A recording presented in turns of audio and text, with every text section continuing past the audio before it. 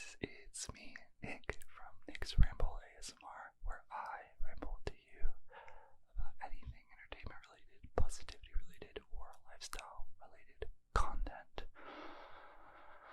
Today's video is going to be a film review of the film Come As You Are by Richard Wong, which was shot in 2019.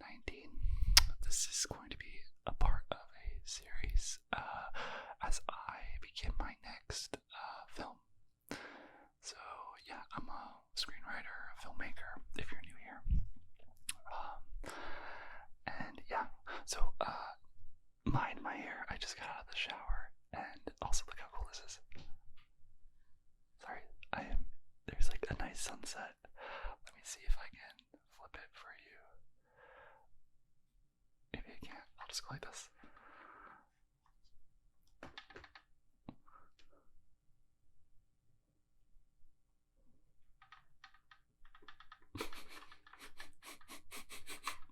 No, you're at a side angle. Okay. So yeah, it's really nice out. But yeah, I hope you're doing well. And yeah, let's just get into it, shall we? So, this is the second film that I watched. That's a road film movie, which is the genre. Sorry, I'm just gonna make it like that. Which is the genre of movie that I want to do for my next project. This film is, I'll just kind of go through the background of the crew and everything, and I'll get into what I liked about it. So, Come As You Are is by Richard Wong, and it was made in 2019. So yeah, and the writer was Eric Lindhorst.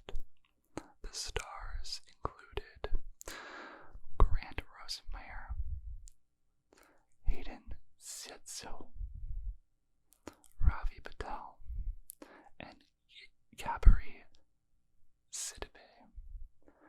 I might be butchering those, but yeah.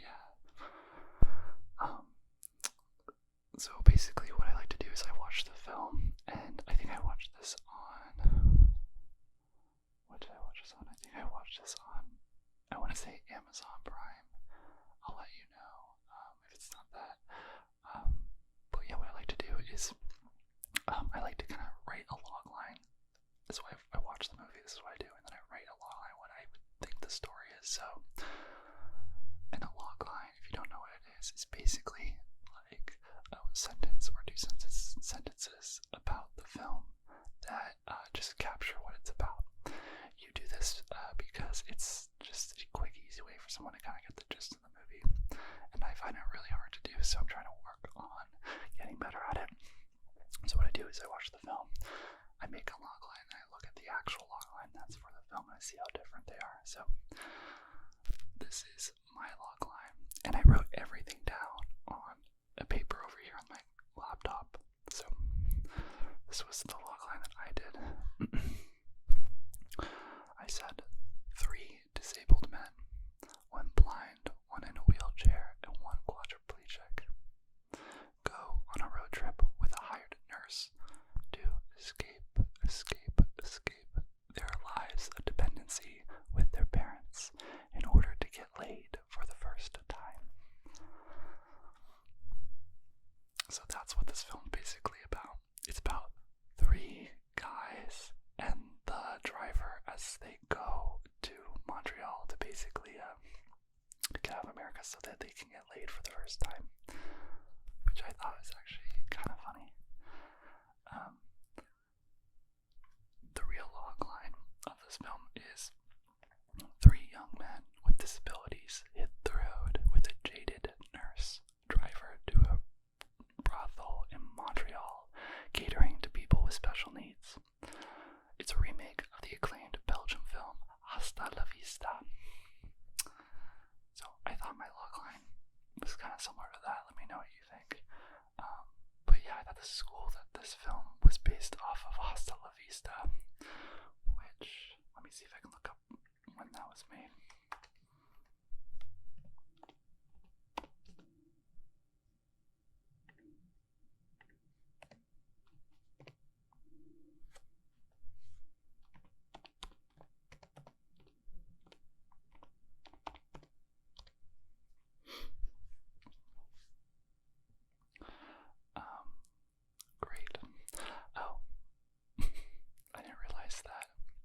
hasta la vista means come as you are.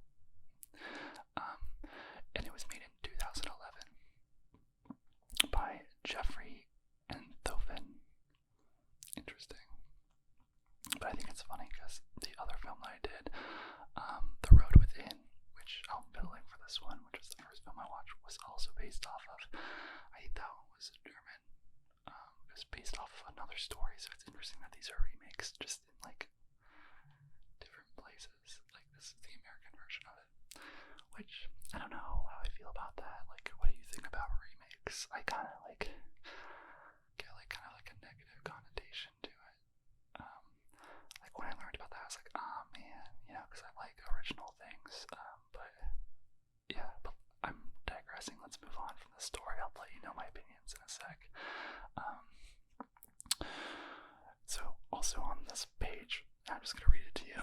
It's I try and categorize right now. I'm trying to figure out like how to organize everything, but I do it right now where it's one, what I enjoy about the film, and then I go into what I could steal, which I don't know about you, but I believe that like all art is stolen. There's a really good book about it, and if you don't think your art is taken from somewhere and inspired by something, you just don't know where it's from. So that's the section. And then the last section is what I think could be better in the film. And then I'll give you my rating at the end. So, what I enjoyed.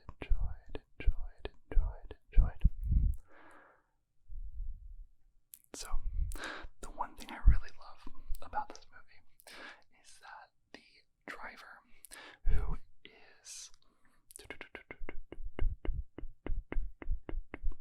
played by Gabri Sidib, and her name is Sam in the film. So she's a driver. You might recognize her. She was from, what was she from? I think she's a very noticeable face. I'm trying to see exactly what it is. It's not like Notorious. It was like Black Precious. It was something like that. It was, it's not Black Precious. It's literally just Precious. Whoops, maybe I'm racist. Okay, but yeah, it's Precious, which she was really good. But what I love is these three guys. It starts off, they're all in basically, it's kind of funny because it's like The Road Within, dude. They're in a rehabilitation center, sort of. They're kind of more, it's like where they go for activities. So all of these three people are just trying to, live life, but we see in the beginning of the film that they're really dependent on the people. The main character,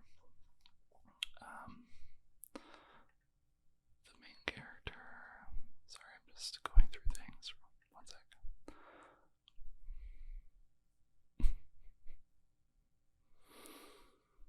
The main character, his name is Scotty, played by Grant Rosemere. Scotty, he's the quadriplegic, and he basically goes to this place, but the opening scene, I think the opening is really funny. So usually the opening of a film is, reading a lot of screenwriting books, it's kind of like the lie of the film. It's what the character believes at the beginning, and what by the end it should be almost the complete opposite. And that's how you know, like, there was a story, there was a journey. The opening is basically this woman with long legs, the standing woman, gorgeous model. I think she's at a beach, and it's basically, we see that, and then we fuzz out, and we basically see Scotty like waking up, and it was like a dream, right? And his mom's coming in, and we just see that he has this like pitch tent in his bed, so he basically has like a boner in bed. And it's just funny because his mom comes in and starts cleaning him and everything. So you see how dependent he is and how much of a weird like threshold is crossed. So he's really dependent. His mom feeds him, his mom cleans him, and this rehabilitation center is the only place where he gets like a little bit of freedom. So the story starts off, so it's that, and then Aiden Seto, who plays voice, Matt, comes in. He's in the wheelchair, and basically Scotty tells Matt that he just really wants to get laid. He has a friend, Mo, played by Ravi Patel, who works at this rehabilitation center. He's pretty blind, but he can move. He tells Matt how they want to go up to Montreal to basically get laid, but they need an extra person to pay for the nurse van, because they can't get there alone, right? Like, they need someone to watch them. So the first act of this whole film is like the debate: are they gonna go or are they not gonna go? And Matt basically like has a girlfriend, but then the girlfriend cheats, and he's like, screw it, we're gonna go on this trip. And then act 2, so that's when Sam gets into the picture, okay? And Sam is the driver. And my favorite thing about this film is that it's all based around like sex and intimacy and everything, but there's a love story between Mo and Sam, the blind guy, and the driver, Sam.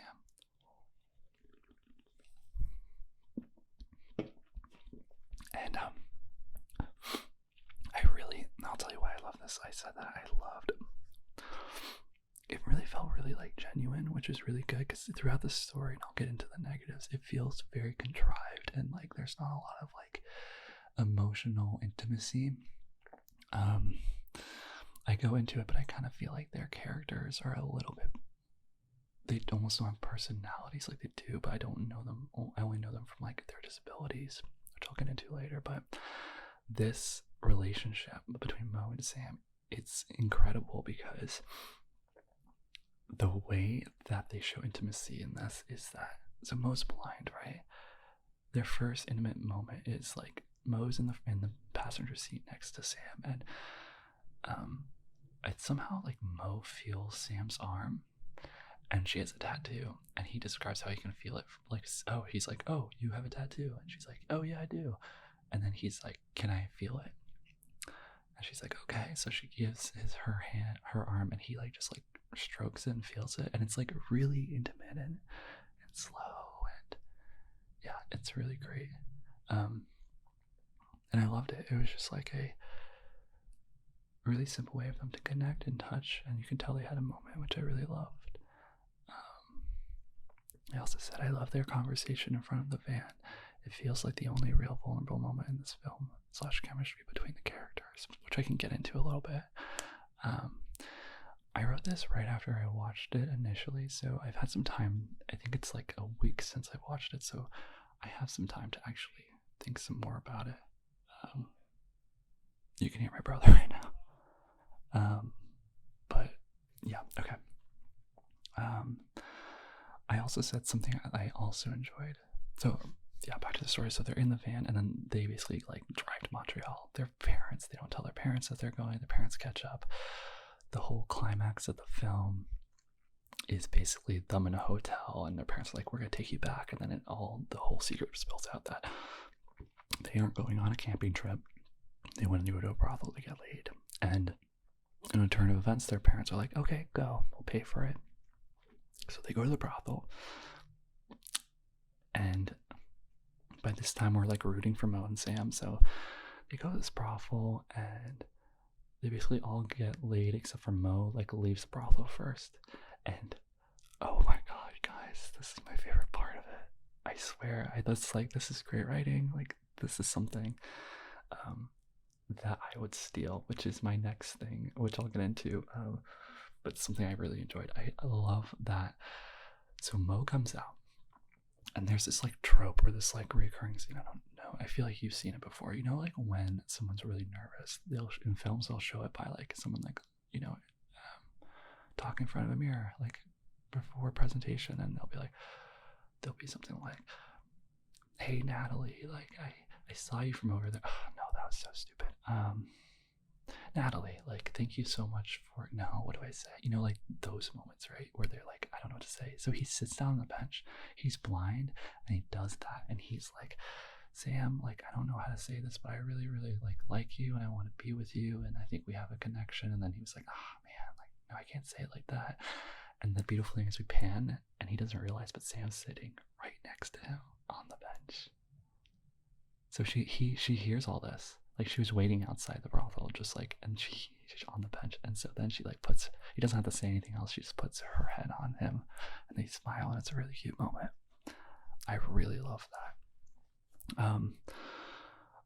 Something else I really liked about this film is when they're going to the brothel. There's this one scene. This movie's really good at like really pushing the limit with some things. Like they made Mo, the blind guy, drive the van in like on a highway, and they like it's just like it's those things. It was that. I really like that Scotty. He's a quadriplegic. He like likes to rap a lot. He like at the he goes and he raps. I don't want to spoil it, but something happens at the end. Actually, I'm gonna give a spoiler right now. So if you don't want to hear it, make sure you just skip forward to like a minute, and I'll be done. I'll just say it really quickly right now. Okay, I'm gonna count down 3, 2, 1. At the end of the film, Matt actually dies. We find out that Matt actually had cancer and was dying. And so the funny thing with Grant liking to rap is that he does a eulogy, but he raps at his funeral. So that's that.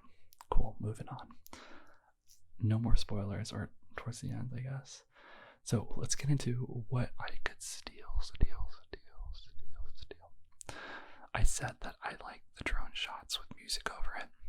So yeah, a drone shot is like, those flying like helicopters. So there's a lot of scenes where the car is basically driving, and from up above we see the progression as they go to Montreal, and there's a lot of good music. I love that.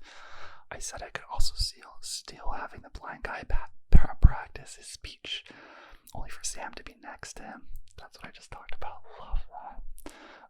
I said what I could steal is having another force chase the main crew. So what I'm realizing with these road trips is that you usually have like the main people going on this trip so far, but then you also have like someone chasing them. I didn't realize that when I wrote this upcoming film, so it's something to see how many more films does this, because it gives it like an added pressure, right? Like they're not only going towards something, but they're running from something, so it's like time limited. I like that. I also said I could steal like having impulses and having actors act on them. I don't know why I said that. I wish I was more specific. Maybe that was, but okay, interesting. Like nothing pops to mind when I said that. Okay, so let's get into what I didn't like and what I think could have been better for this film, which is Come As You Are. So I felt like the characters weren't really fleshed out. And I was saying this before. I felt like they didn't have personalities besides being handicapped, which I was really disappointed by. The Road Within, which I talk about, I think they did a really good job of, how I was saying, like they like make it really funny. And I asked you guys, I was like, is it like impersonal? Like, is that crossing the line? Well, this film feels like the complete opposite, where it's like, you could tell they're being really cautious and PC, and it was like, and I didn't know why until later on, which I learned that this film's actually based off of a real person, which I was like, that's cool. But by the end of the film, it's kind of like crazy, because I think they showed that in the credits, and like by knowing that, I was like, oh, that makes me like the film. Knowing that it was based off of a real person made me like it a little bit more. When I watched it like in the credits, which I thought was kind of a bad indicator that, like the film, I didn't enjoy the film that much, As you can tell, we are switched to lo-fi. I feel like this is just my staple in my videos so far. Hopefully for Christmas or for my birthday, I'm going to be getting more storage for my phone, or a better camera or something. I'll keep you in the loop, but I hope this doesn't bother you, and if it does, actually just let me know in the comments, and I will try and be better, because if it bothers you, I feel really bad, but I just kind of think like it's worth just having the video, right? because I don't mind it, but if you do, let me know. And if you don't, let me know as well. Okay. I also... Yeah, so that was that. It felt like, yeah, so it was basically like they were just handicapped and they didn't really have personalities. They were being really PC, and it really kind of slowed it down and made me feel like I didn't know who these people were. Like, if they were all just able-bodied, I'd be kind of like, oh, like, I felt like each character didn't really have a relationship with each other. That's just my opinion. I also said, what I think could have been better is that their intense moments, yelling and calling each other out for being mad. Oh, okay.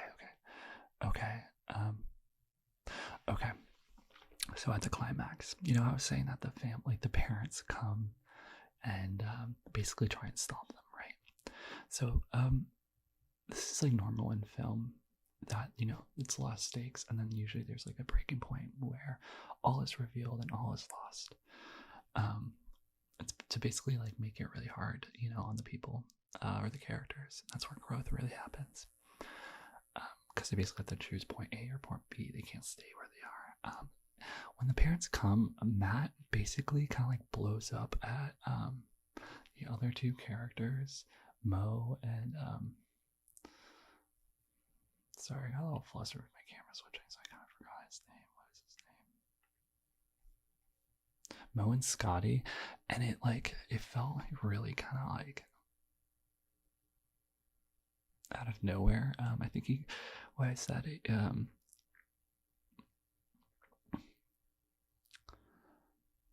or it was a fight with Scotty, and like Scotty was telling Matt that he was like selfish, and Matt's like selfish.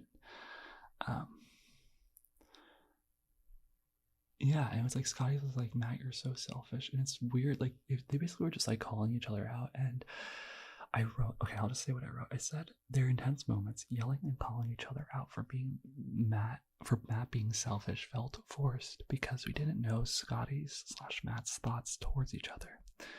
I didn't sense a time before where Matt was selfish, and I didn't clock it. Scotty didn't notice it, and if he did, the audience wasn't aware. It really felt really out of nowhere. So, yeah, I think that moment, what would have helped is if there was like a recall earlier on where Matt was being selfish. Like, the reason these words usually sting is because there's a truth to it, and the character that's being, told or being yelled at usually realizes there's the truth, and that's what leads them to saying even more mean stuff, right? But this didn't feel true, so it felt really weird and forced. Yeah, and I think what else did I say for this? I said also I didn't like how they had it blow up with Matt calling Mo a loser and Scotty an asshole. So this is the same scene.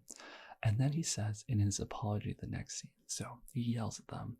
Then their parents are like, we can go. So then they go on the road trip, and like they have this dinner where like they're all sitting together, and Sam basically is like, why is no one talking? Which I liked. And then Matt basically apologizes for yelling at the two of them, right? But this is what I didn't like too. I said that I didn't like how they had a blow up. Yeah, what I just said with Matt calling Mo and Scott. Yep, all that stuff. And then he says in his apology the next scene that he didn't really mean it. But like, bro, you did.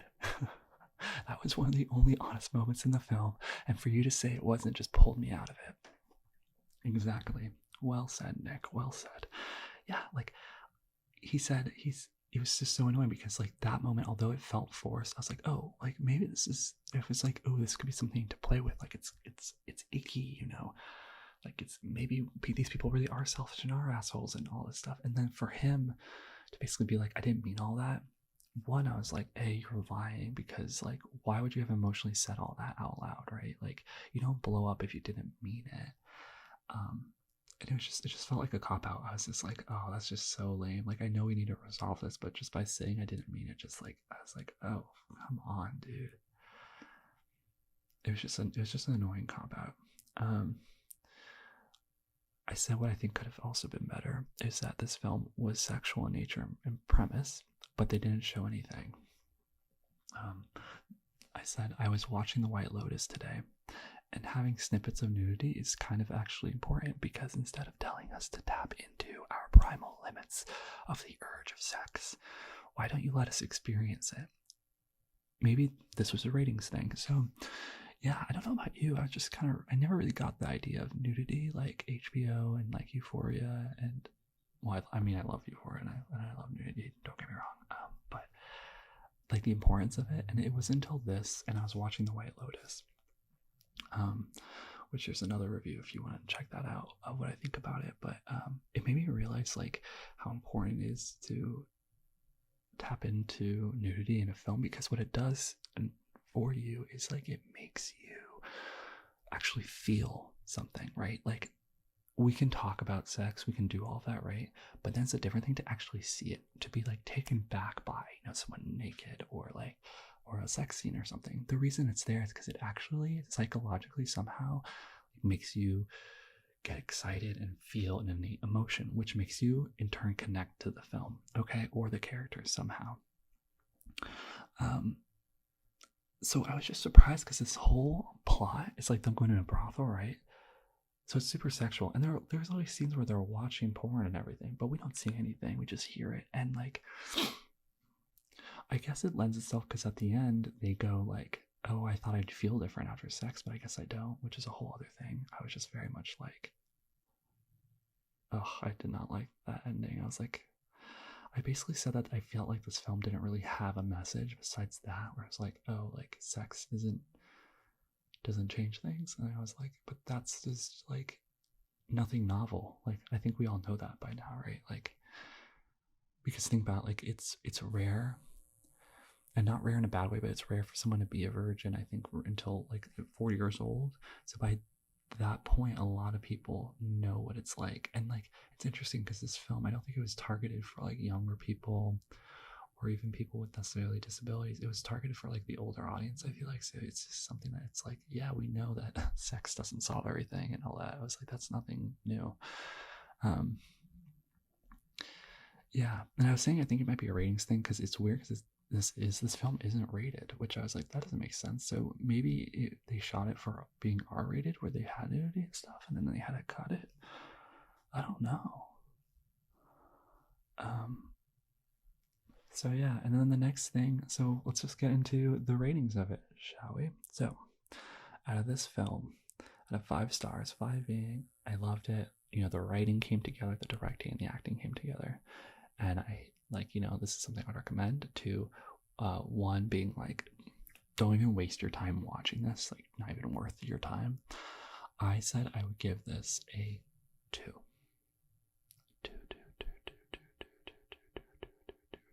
stars. And this is what I said. I said stars, 2 stars. It was good, but felt like The Road Within, which is a great film. And I only really thought it was cool at the end when I realized it was based on a true story. Which is just like I said there wasn't a takeaway universal special message, maybe except that sex isn't that amazing. Maybe look around to see who's in your life and take interest, but that wasn't focused on throughout the film and sprinkled in at the beginning. So it's weird because at the end of the film they had that thing about sex. They also had this thing where I was like, notice the people around you. It felt really cliche, and the reason it felt cliche is because what makes a story feel whole and it's good at the end, like gives you that takeaway message, is that it's sprinkled throughout the film. And that's what I'm realizing with my writing. It's like you have to be really, really crystal clear with what your takeaway message is, and then have everything influence that. Like every scene, every action, basically be a reflection of that coming to light, you know? And that's where writing can be fun, because, you know, if you're focusing on like, you know, like sex isn't amazing, right? Then that gives you so many options for different scenes throughout the movie where you show sex is amazing. You know, you show the lie, sex is amazing. Yeah, you have like you could do like masturbation, all this, you know, all this stuff, all this not PG things. I'm still trying to figure out like YouTube's algorithm. I don't want to be like my video to be cut down because I'm like a little vulgar or whatnot. So that's why I'm not talking very, you know, into that. And it's not because it's not my own choice. I would love to talk about all of that, get into all of it. Don't even know what I'm saying anymore. Whatever. whatever. Okay. But yeah, they would sprinkle it through the film. I mean, the other thing is, yeah, maybe look who's around and taking interest. Show lots of moments throughout the film then of like you ignoring people, you know, and then with the power of like seeing someone, and they just didn't do that. Like they at the end, like they had this moment where Scotty like sees the girl that was working all along, like working at the place for a really long time, that has a crush on him, and then he like asks her out, and you're like, oh, he's changed. But I was just like, cool. Like I didn't really care, right? So I said, why was this made? Why was this made? I said, I think the premise was a good one, and it's based off a true story, which is very hooking, and the importance of handicapped people to experience intimacy. I really support that. I think that I was like, okay, that actually makes a lot of sense. Very cool. No one talks about it. And also is like, and how stupid it is that they'd have to travel out of the country for it. But I'm not sure that's what the takeaway was. So that was just me saying, like, why was this made? Like, let's think about this. Like, what in the long line of the story, like, encouraged people to want to make this film? And I also think it's because it's based off of another film, which probably did really well. So yeah, I gave it 2 stars, and that's kind of my ramble for this film. Let me know if you've seen this movie. Like, I never heard of it until now, but if you saw it, let me know what you thought in the comments. And yeah, I guess I'm trying to kind of improve these like movie reviews, because I think I'm going to be doing it for a while. I mean, if you don't like these movie reviews, let me know too, and maybe I will stop doing them, but I really like doing them. It's helping me learn, and like the reason, I'll tell you a little bit more about like why I'm doing this is like obviously for my film, background and stuff. It's also like by telling you guys, it's actually like making me have to learn about the writers and the actors, and it's just good for me to learn about like where these people came from, and like what they do, and like how they got together, and like yeah, so it's good to be reminded all this stuff. So I appreciate it. I appreciate you being here with me. If you like this video, if you found it relaxing, if you like the topic, make sure you give a thumbs up, and yeah, subscribe, hit that little bell notification so that you're aware of my next upcoming videos. I try and post 5 days a week right now. I really enjoy doing it, and I would love for you to be here. I'm really into being a positive community, people like-minded that are ambitious, love entertainment, but also just a safe place for all of us to hang out. So yeah, I think my takeaway from today is that a film can have a really good, ideas can be based off of a really good film. On paper it could sound really good, but if it's not written well, if there's no through lines with character arcs, it's just not going to do well. I also think being PC, too PC for art, can kill it. Can kill art.